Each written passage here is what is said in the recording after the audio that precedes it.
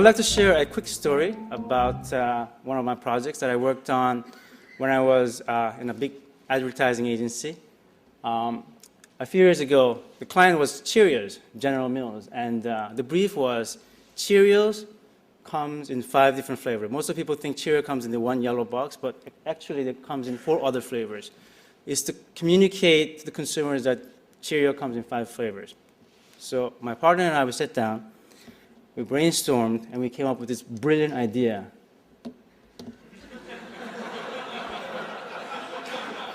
Only their holes taste the same. Very simple.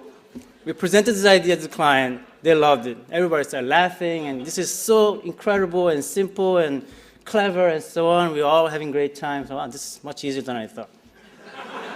And in the end, a client raised her and said, wait a minute, I think we should be talking about flavor instead of taste, because that's the corporate language we talk about when we talk about our products. Okay. And then discussion went on, taste versus flavor. And this went on for over 40 minutes. In the end, we were all pissed off and tired and frustrated, and the idea ended up dying. And it never really happened. So what started as a really great, fun, simple, clever idea ended up muddled in these corporate dialogues and egos and so on that never ever happened. So after 4 years of this process, I got really frustrated and tired. I wasn't able to produce anything. I really wanted to do something. I really wanted to not only think about ideas, but actually make something happen. So the conclusion that I arrived after 4 years of trying to come up with an idea that I thought it was really engaging the consumer and beneficial to the brand, but in the end, nothing happened. So the conclusion I arrived was that I cannot depend on others to make things happen. And the solution is, I'll just have to do it myself. That includes creating, planning, financing, producing, and marketing the idea. I realized that most of the ideas that were being produced in the agencies were formulaic and boring and predictable. And these ideas soon filled the spaces around my surrounding, like in wall postings and billboards and everywhere, bus stops and subway stops. I wanted to do something to change these ads that reminded me of this dull process, that as a creative, I felt frustrated, and as a consumer, I felt violated. So I spent a few $1,000s out of my own pocket, and I produced 30,000 stickers in the shape of speech bubbles, and I started to place these speech bubbles on top of ads such as these and these. And I didn't know what to expect. I knew that someone would eventually write something in the speech bubble. The only rule that I would not write anything myself, so I would just wait until people write something. And I realized there were wonderful stuff that people wrote, annual rights, and someone else wrote, Mike Tyson bit my ear off. I steal music, and I'm not going away. I Bush, Dumb and Dumber. What country was Jesus bomb? So sometimes it was political, sometimes it was just silly like this. India, they are sacred, but this ain't India, bitch. I used to smoke crack on the 6th train. And sometimes you just spoke the simple truth. I use it to download porn. It's so simple and so truthful, but in the context of IBM, it became really funny.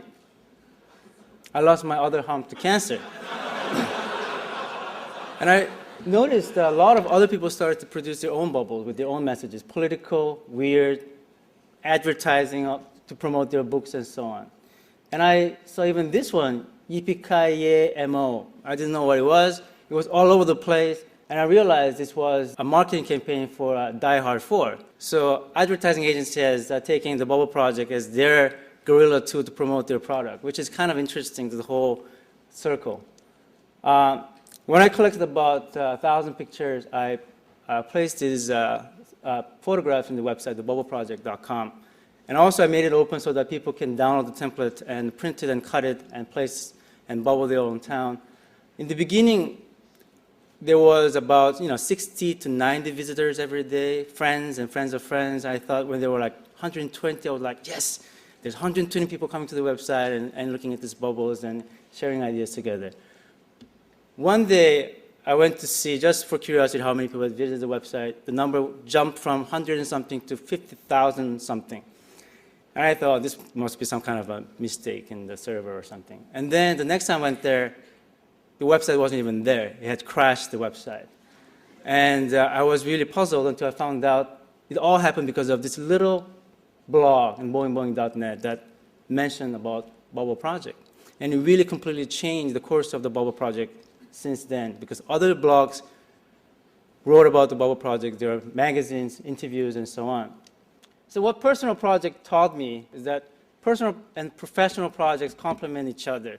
So after the Bubble Project, I got a lot of professional opportunities, agencies asking me to do freelance and creating something similar to Bubble Project that would become viral and will capture imaginations of people around the world. So, and things that I learned from my professional world, like mass scaling and marketing, I can also apply to my personal projects. So these two worlds can complement each other. The second is that creating platform is powerful. So instead of creating a project for myself and just showing off, creating projects for other people to participate and collaborate, instantly gain sense of scale and sense of depth and sense of reach. And also you get to meet a lot of cool people and exchange ideas in the process. Time is a concept which can be stretched. I hear all the time, oh, but how can you do this project? I don't have time, I'm so busy at work. Time is just an idea, and as an idea can be changed. And I really believe that an hour can be stretched to become 3 hours. So if you're really having fun and if you really want to do something, there is always time to make these things happen. And finally, sharing is rewarding.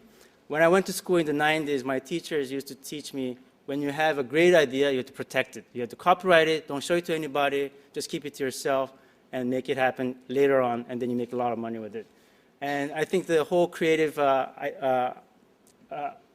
philosophy has changed because of the internet.